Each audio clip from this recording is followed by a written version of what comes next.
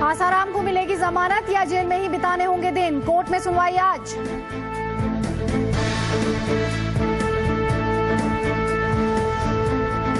सलाखों में करवटें बदलते कटी आसाराम की रात, सोने के लिए मिली सिर्फ चटाई, तीखी सब्जी से रहे परेशान, दाल रोटी से चलाना पड़ा काम। मुंबई में फोटोग्राफर से गैंगरेप के गुनहगारों के खिलाफ एक और केस दर्ज, एक महिला ने लगाया आरोप, 31 जुलाई को उसके साथ भी हुआ था बलात्कार, 5 में से 3 की पहचान। गुनाहों से थर्रा उठी दिल्ली, रंजीत नगर में छात्र की पीट कर हत्या, कीर्ति नगर में 4 साल की बच्ची और एक महिला से रेप, तो किरोड़ीमल कॉलेज के हॉस्टल में भिड़े छात्रों के 2 गुट।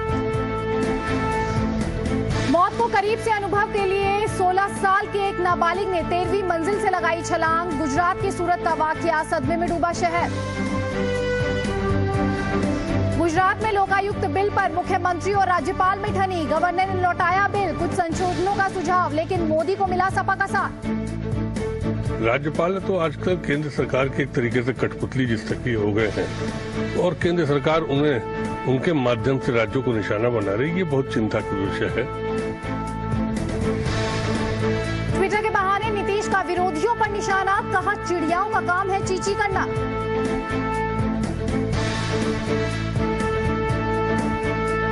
अनएम्प्लॉयड लोगों को कोई काम नहीं है, लेकिन अब लंबे दौर तक अनएम्प्लॉयड रहने वाले हैं।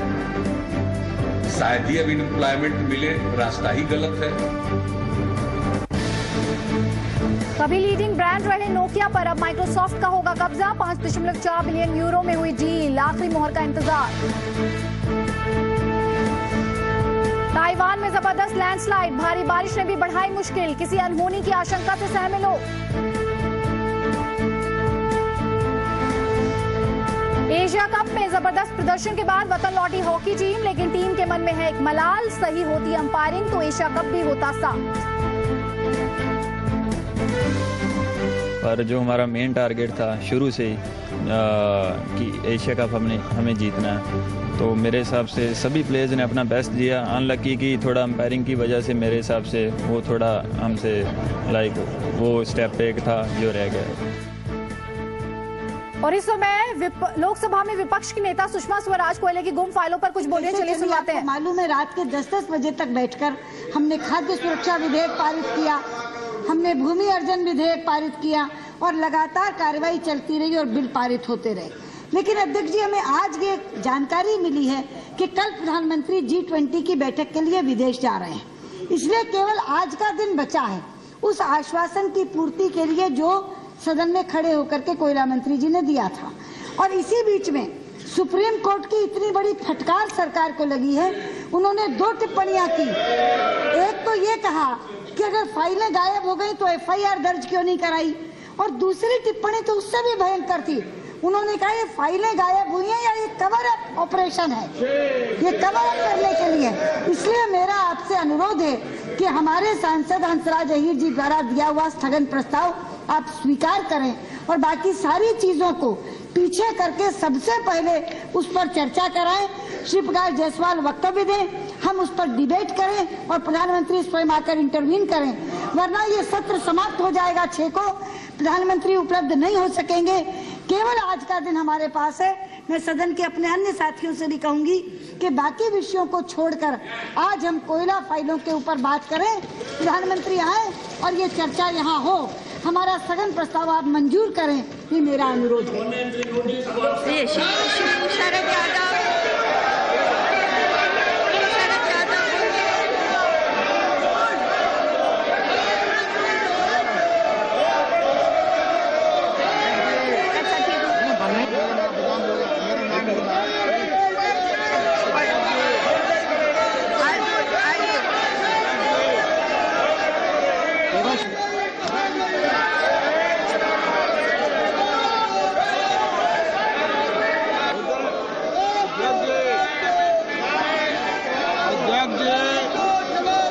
इस हालत में बोलने की नहीं है। आप बताइए, हम बोल रहे हैं तो तुम्हारे लोग चले गए, बुलाओ, हमारी बात बोल रहे हैं वो चले जाएंगे।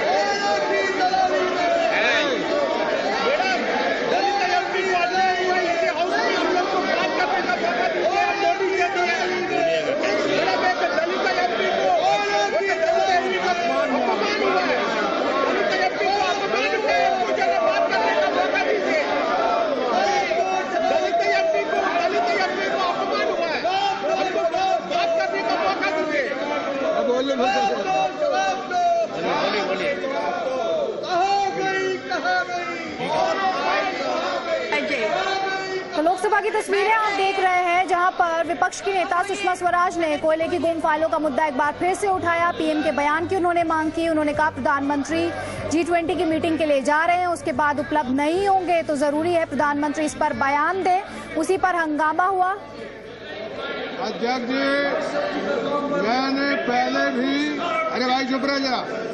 अध्यक्ष जी, मैंने पहले भी जो कोल ब्लॉक के बारे में बोला मैं उससे सहमत हूं, मगर मैं एक बात आपसे कहना चाहता हूं कि हिंदुस्तान के 80% लोगों का कॉन्स्टिट्यूशन बेंच ने पूरी तरह से ये समाप्त कर दिया और आजकल लागू हो गया। एम्स में, उड़ीसा में और पटना में और भुवनेश्वर में, रायपुर में चारों तरफ ये रिजर्वेशन जो है वो अभी सुप्रीम कोर्ट का 5 दिन में जो फैसला दिया कॉन्स्टिट्यूशन बेंच ने, अल्तमस कबीर ने, वो फैसला लागू हो गया और सरकार जवाब देने को तैयार नहीं। सरकार तो राज्यसभा 11:14 तक के लिए स्थगित की गई। लोकसभा का हंगामा हमने आपको दिखाया। सुषमा स्वराज ने स्थगन प्रस्ताव पे स्वीकार करने की बात कही, कहा प्रधानमंत्री उस पर बयान दे। चलिए आगे बढ़ते हैं। एक बड़ी खबर आ रही है, आसाराम से जुड़ी हुई खबर है। आसाराम की जमानत अर्जी पर सुनवाई 2:30 बजे होगी। आज फैसला होगा कि आसाराम जेल में ही रहेंगे या उन्हें बेल मिल जाएगी, और उनकी जमानत अर्जी पर जो सुनवाई है वो 2:30 बजे होगी। पहले ऐसा माना जा रहा था कि 11 बजे इस पर सुनवाई होगी, लेकिन ताजा अपडेट ये कि इस अर्जी पर सुनवाई 2:30 बजे होगी। आपको याद होगा कल उन्हें 15 तारीख तक के लिए जुडिशियल कस्टडी में भेज दिया गया था। उन्होंने सलाखों के पीछे कल रात काटी है। हर किसी से बस वो यही सवाल पूछ रहे हैं कि क्या उन्हें बेल मिल पाएगी। और जोधपुर सेंट्रल जेल के बाहर प्रशांत देव हैं, जी मीडिया संवाददाता। प्रशांत, जैसा कि हमारी बात हो रही थी पिछली बार भी, आप बता रहे थे किस तरीके से वो परेशान रहे हैं। हर किसी से बस वो यही सवाल पूछ रहे हैं कि क्या उन्हें बेल मिल पाएगी। कहीं ना कहीं आसाराम भी जानते हैं कि बहुत बड़ी मुसीबत में और ये आसान नहीं है। देखिए, वो बात बिल्कुल ठीक है आपकी। जितनी भी इनका जो रसूख था, जो हेकड़ी थी, जो ये बार बार जो एक तरीके से इनडायरेक्टली थ्रेट करने की कोशिश कर रहे थे, गिरफ्तारी के बाद और जेल जाने के बाद बिल्कुल अब वो शांत हो चुके हैं। अब वो बिल्कुल बेचारगी की स्थिति में है, जैसे कि जानकारी मिल रही है। वह सबसे यही पूछते फिर रहे हैं कि अब इस स्थिति में मुझे कितने दिन जेल में रहना पड़ेगा, जमानत मुझे क्या वाकई मिल पाएगी, क्योंकि अब डायरेक्ट उनको अपने वकील से भी बात करने का मौका नहीं मिल रहा है। तो जो वहाँ पे पुलिस कर्मी अंदर हैं, जो रोज डील करते हैं इन सब चीज़ों को, तो उनसे वो रिक्वेस्ट करके यही जानना चाह रहे हैं कि जमानत मुझे क्या वाकई जल्दी मिल पाएगी या मुझे लंबे समय तक जेल में ही रहना पड़ेगा। तो सबसे पहला सवाल उनका और उनकी उत्सुकता यही है कि वो कब बाहर आएंगे या किस तरीके से, वो किसी भी तरीके से ये भी जानने की कोशिश कर रहे हैं कि क्या मुझे अस्पताल मिल सकता है। बार बार ये तबीयत खराब होने की बात कही जा रही है, लेकिन पुलिस ने बिल्कुल साफ कर दिया है कि मेडिकली, मेंटली और शरीर रूप से हर तरीके से वो बिल्कुल फिट हैं और ज़रूरत पड़ेगी तो जेल के अंदर ही अस्पताल है। तो फिलहाल उनकी चिंता इसी बात की है कि शायद हो सकता है लंबे समय तक उनको जेल में वक्त बिताना पड़े। प्रशांत, लगातार वो अपनी फिजिकल फिटनेस का हवाला देकर दांव खेलते रहे हैं। हालांकि पुलिस ने साफ किया, उनकी जिस तरीके से जांच कराई गई उसमें पूरे तरीके से फिट वो पाए गए। जिस तरीके के ऐशो आराम की उनको आदत है, जेल में टाइम काटना उनके लिए आसान नहीं है। काफी परेशान रहे रात भर भी, और ऐसा भी कहा जा रहा है कि उन्होंने खाना बाहर से मंगाने की भी बात कही, जिसे जेल प्रशासन ने ठुकरा दिया।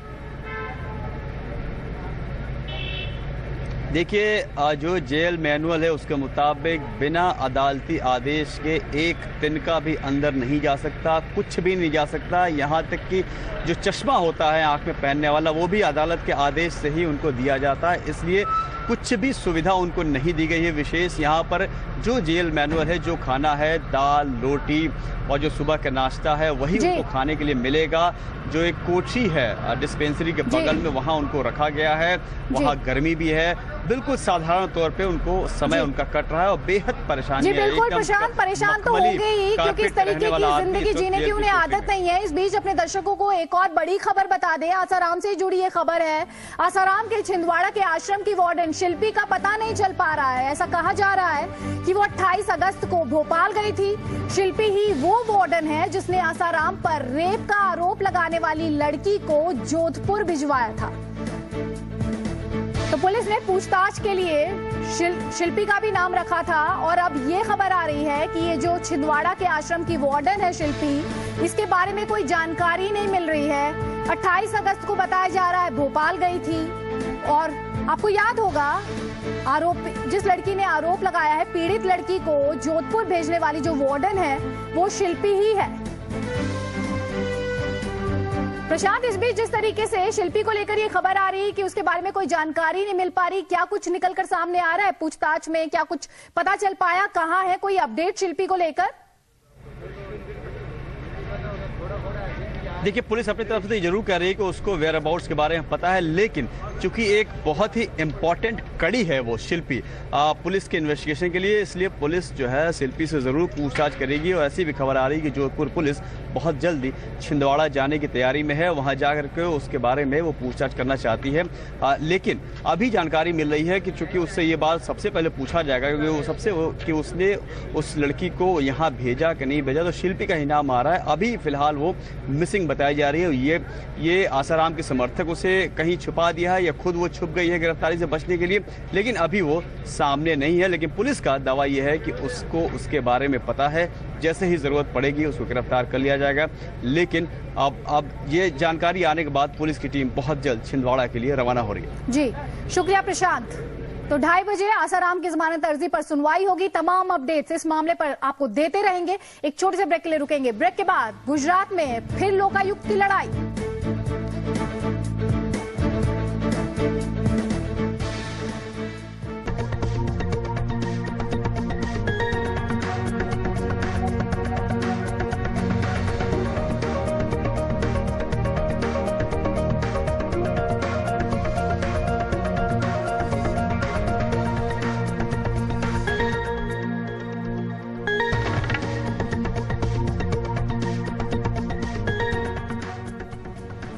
गुजरात में लोकायुक्त के मसले पर एक बार फिर नरेंद्र मोदी और राज्यपाल कमला बेनीवाल के बीच ठन गई है। राज्यपाल कमला बेनीवाल ने कल गुजरात विधानसभा में पारित गुजरात लोकायुक्त आयोग विधेयक 2013 को लौटा दिया। राज्य सरकार के प्रवक्ता और वित्त मंत्री नितिन पटेल के मुताबिक राज्यपाल ने गुजरात लोकायुक्त आयोग विधेयक 2013 को अपनी मंजूरी नहीं दी, जबकि यह विधेयक इसी साल अप्रैल में विधानसभा से पारित हुआ था। राज्यपाल ने इसे समीक्षा के लिए सरकार के पास भेजा है। हालांकि पटेल ने ये नहीं बताया कि राज्यपाल ने किस आधार पर विधेयक सरकार के पास वापस भेजा है, लेकिन ऐसे कयास लगाए जा रहे हैं कि जिस तरीके से लोकायुक्त की अपॉइंटमेंट के लिए सारे अधिकार मुख्यमंत्री को दे दिए गए हैं और राज्यपाल और चीफ जस्टिस हाईकोर्ट गुजरात के अधिकारों को कम कर दिया गया है, पावर को कम किया गया है, उसी से राज्यपाल जो है वो नाराज है।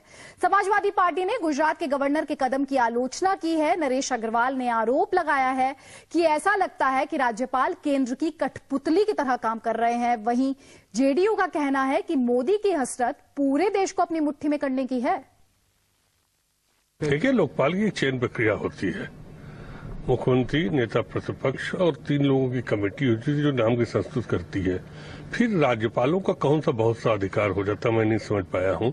राज्यपाल तो आजकल केंद्र सरकार के एक तरीके से कठपुतली जिस तक ही हो गए हैं और केंद्र सरकार उन्हें उनके माध्यम से राज्यों को निशाना बना रही, ये बहुत चिंता की विषय है। राज्यपालों का जो पद सृजित हुआ था उसका उद्देश्य दूसरा था, लेकिन आज उद्देश्य दूसरा हो गया है। तो इस मारे राज्यपालों को बहुत ज्यादा मुख्यमंत्रियों के कार्यक्षेत्र में हस्तक्षेप नहीं करना चाहिए। ये मैं गवर्नर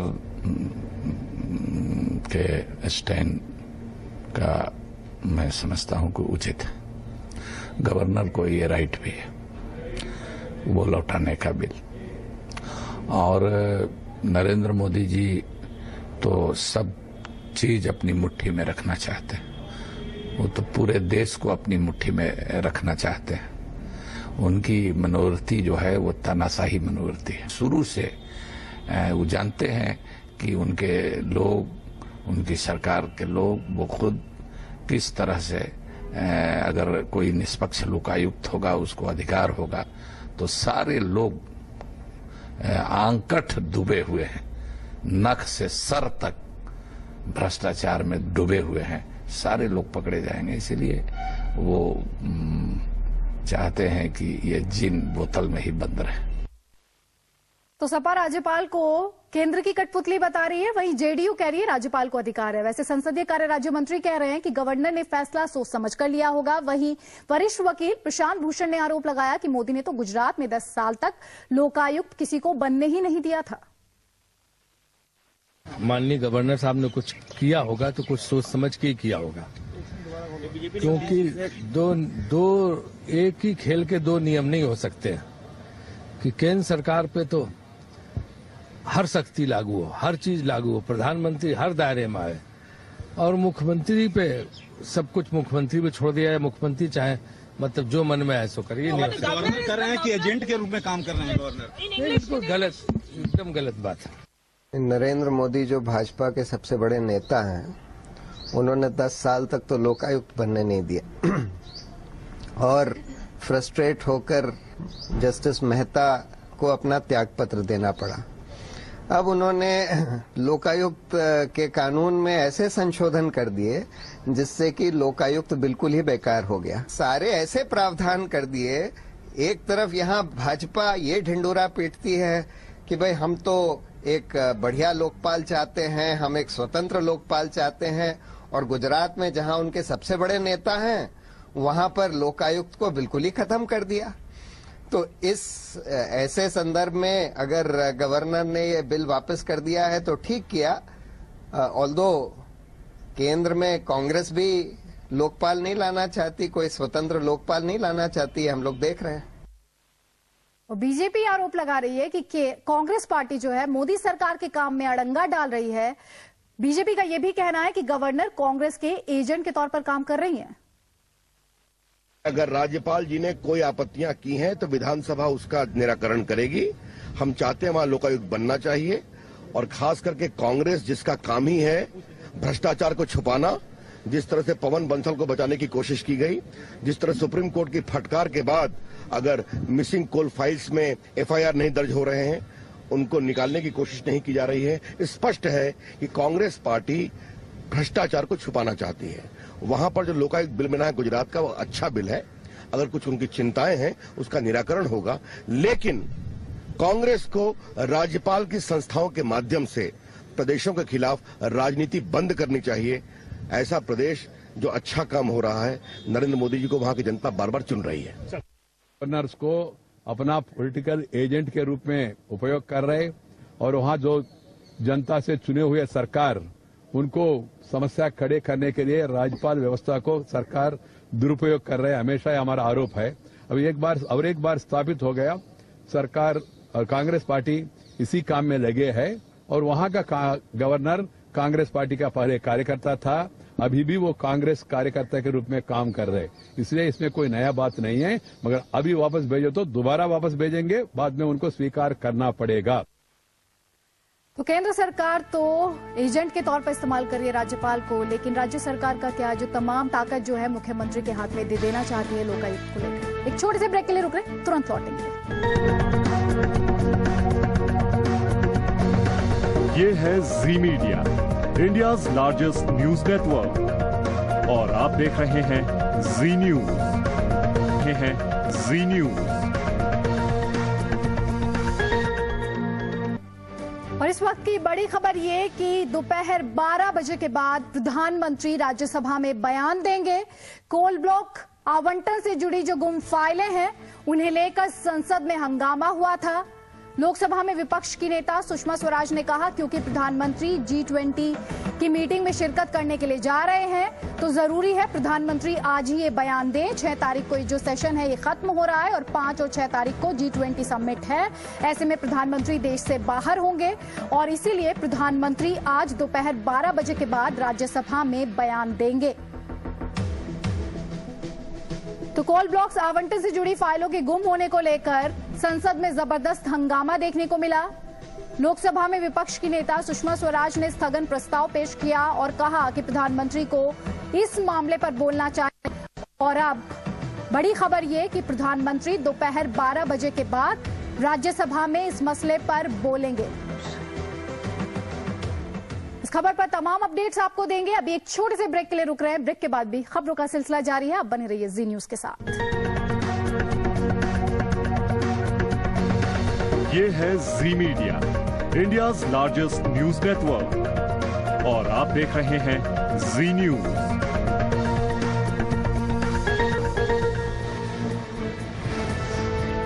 कोयला घोटालों की गुम फाइलों पर प्रधानमंत्री आज देंगे बयान। लोकसभा में सुषमा ने उठाया था मुद्दा।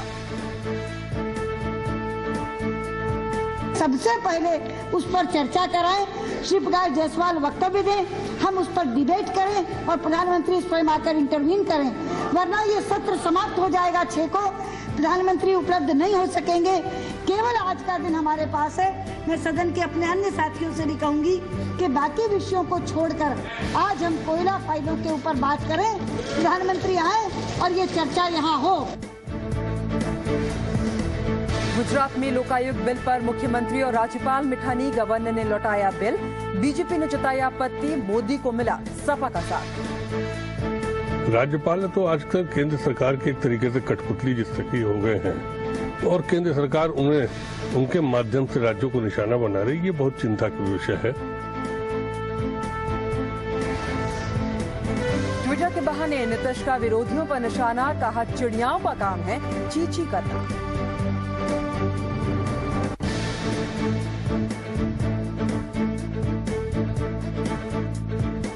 अनएम्प्लॉयड लोगों को कोई काम नहीं है, लेकिन अब लंबे दौर तक अनएम्प्लॉयड रहने वाले हैं। शायद ही अब अनएम्प्लॉयमेंट मिले, रास्ता ही गलत है। आसाराम को मिलेगी जमानत या जेल में ही बिताने होंगे दिन। कोर्ट का फैसला आज, लेकिन आश्रम की वार्डन शिल्पी का कोई सुराग नहीं। शिल्पी ने ही पीड़ित लड़की को भेजा था आसाराम के पास। मुंबई में फोटोग्राफर से गैंगरेप के गुनहगारों के खिलाफ एक और केस दर्ज। एक महिला ने का आरोप 31 जुलाई को उसके साथ भी हुआ था बलात्कार। 5 में से 3 की पहचान। गुनाहों से थर्रा उठी दिल्ली। रंजीत नगर में छात्र की पीट कर हत्या, कीर्ति नगर में 4 साल की बच्ची और एक महिला से रेप, तो करोड़ीमल कॉलेज में के हॉस्टल्स में भिड़े छात्रों के 2 गुट। मौत को करीब से अनुभव के लिए 16 साल के एक नाबालिग ने 13वीं मंजिल से लगाई छलांग। गुजरात के सूरत का वाकया, सदमे में डूबा शहर। बिहार में बाढ़ से बुरा हाल, सरयू नदी ने मचाई तबाही। उत्तर भारत के कई गांव पानी में, छपरा में सबसे ज्यादा मुश्किल। ताइवान में जबरदस्त लैंडस्लाइड, भारी बारिश ने भी बढ़ाई मुश्किलें। किसी अनहोनी की आशंका से सहमे लोग।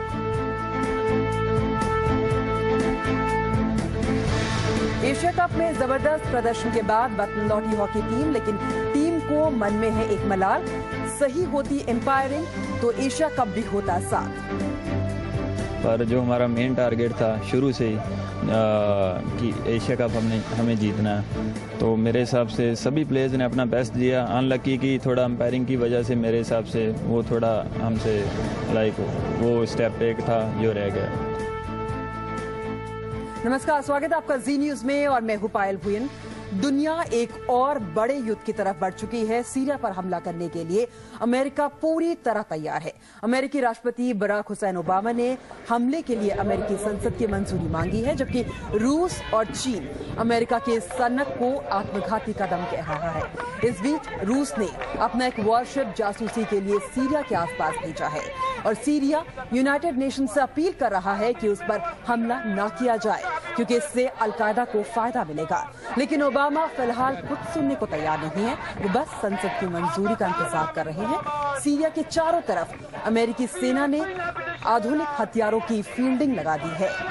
हो सकता है कि गुरुवार तक सीरिया पर हमले शुरू हो जाए। इस मुकाबले में लाखों लोगों की जिंदगियों और कच्चे तेल की सियासत का नियंत्रण दांव पर लगा है। इस युद्ध से भारत की अर्थव्यवस्था को बहुत गहरा धक्का लग सकता है, क्योंकि भारत के लिए तेल के दाम बहुत बढ़ जाएंगे। ये सब क्यों और कैसे होगा आपको आगे बताएंगे, लेकिन पहले अमेरिका और सीरिया को आमने सामने रखकर देखते हैं कि ये युद्ध कितना भयानक हो सकता है। दुनिया एक और बड़े युद्ध की तरफ बढ़ चुकी है। अब सीरिया के सामने अमेरिका है और उसके 5 अचूक हथियार है। इन हथियारों ने सीरिया का चैन और सुकून छीन लिया है। हम आपको अमेरिका के उन 5 हथियारों के बारे में बताते हैं जिनके सामने टिकना सीरिया के लिए बेहद मुश्किल होने वाला है। सीरिया में रहने वाले हर इंसान को आजकल इन हथियारों से डर लग रहा है। ओबामा का सबसे खतरनाक हथियार, इसे पकड़ना मुश्किल ही नहीं, नामुमकिन है। टॉमाहॉक क्रूज मिसाइल इतनी कम ऊंचाई से निकलती है और इतनी कम हीट रेडिएट करती है कि मिसाइल का इंफ्रारेड डिटेक्शन नहीं हो सकता। यानी दुनिया की कोई ताकत इस मिसाइल का पता नहीं लगा सकती। 880 किलोमीटर प्रति घंटे की रफ्तार से निकलने वाली इस क्रूज मिसाइल से 1600 किलोमीटर की रेंज तक कोई टारगेट नहीं बच सकता।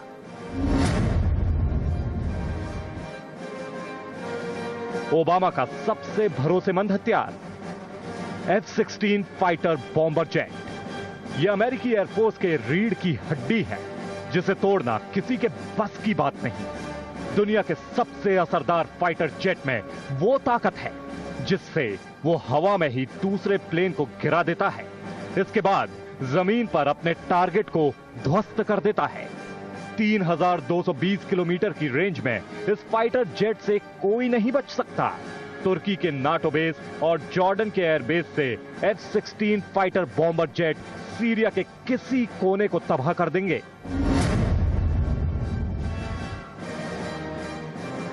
चील की तरह नजर और चाल, लॉन्ग रेंज और हाई स्पीड ग्राउंड अटैक किसी भी टारगेट को कुछ ही सेकंड में ध्वस्त कर सकता है। इस एयरक्राफ्ट में ऐसा नेविगेशन और टारगेटिंग सिस्टम है जिससे शिकार पर अचूक निशाना लगता है। तबाही मचाने में अमेरिका का सबसे बड़ा हथियार अर्ले बर्ग क्लास डिस्ट्रॉयर, जिसके नाम में ही खौफ है। ऐसे 4 डिस्ट्रॉयर जहाज मध्य सागर में तैनात हैं। 505 फीट लंबे जहाज में क्रूज मिसाइल लगी है। ये ऐसा वॉरशिप है जो एयर फिल्ट्रेशन सिस्टम से लैस है, यानी किसी तरह के न्यूक्लियर, बायोलॉजिकल और केमिकल अटैक का इस पर कोई असर नहीं पड़ता। मध्य सागर में ही इस डिस्ट्रॉयर का साथ फ्रांस के वॉरशिप देंगे, जिनमें स्कैल्प क्रूज मिसाइल लगी है, जिन्हें मिराज 200 और राइफल वॉरप्लेन से हमले के लिए भेजा जा सकता है। मध्य सागर के अलावा सऊदी अरब के अमेरिकी एयरबेस से भी इसे सीरिया पर फायर किया जा सकता है।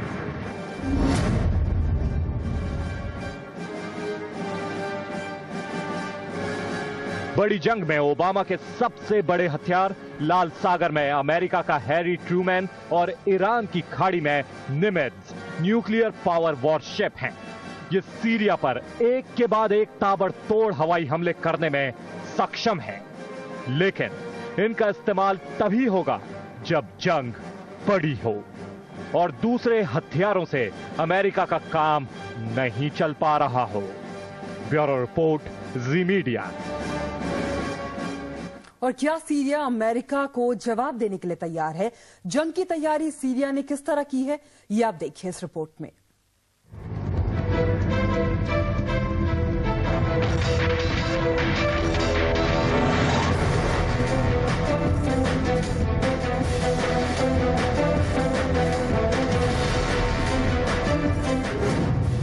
सीरिया के पास S-200 अंगारा एंटी एयरक्राफ्ट मिसाइल है। इसका डिजाइन 1960 में रूस में तैयार हुआ था।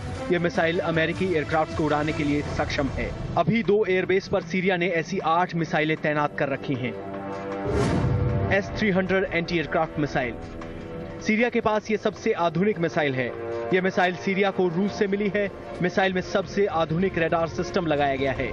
रडार सिस्टम एक साथ 100 टारगेट ट्रैक कर सकता है। P-800 याकुंट एंटी शिप मिसाइल, इसे कोड नेम SSN-26 के नाम से जाना जाता है। ये एंटी शिप मिसाइल सीरिया को रूस से मिली। इसकी रेंज 300 किलोमीटर है और 200 किलोग्राम का वॉरहेड ये मिसाइल ले जा सकती है। अब एयरक्राफ्ट की बात करते हैं। सीरिया के पास वैसे तो सभी तरह के एयरक्राफ्ट हैं, लेकिन ज्यादातर एयरक्राफ्ट पुराने हैं और इन सब की सप्लाई रूस से हुई है। रूस के दिए MiG और Su एयरक्राफ्ट सबसे पावरफुल हैं। इसके अलावा L-39 एयरक्राफ्ट का इस्तेमाल सीरियाई सेना ने विद्रोहियों पर हमले के लिए किया।